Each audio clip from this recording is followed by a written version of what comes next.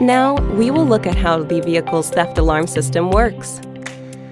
After closing all the doors, while the smart key is not inside the vehicle, lock the door by touching the door lock sensor of the door's external handle or by pressing the door lock button on the smart key.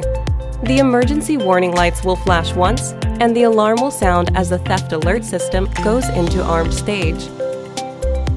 While in armed stage, if a door, the engine hood, or another part is randomly opened for purposes such as theft without using the lock sensor of the door and no smart key, then the device goes into alarm mode. System goes into theft alarm stage. The emergency warning lights will flash for 30 seconds, and the alarm will sound and stop after 10 seconds. This cycle will repeat twice. In armed stage or theft alarm stage, press the smart key's door unlock button to unlock the door. The system goes into disarmed stage with the emergency warning lights flashing twice.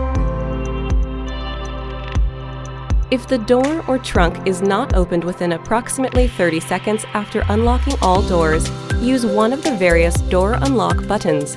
The door is locked and vehicle enters armed stage again. Kia, movement that inspires.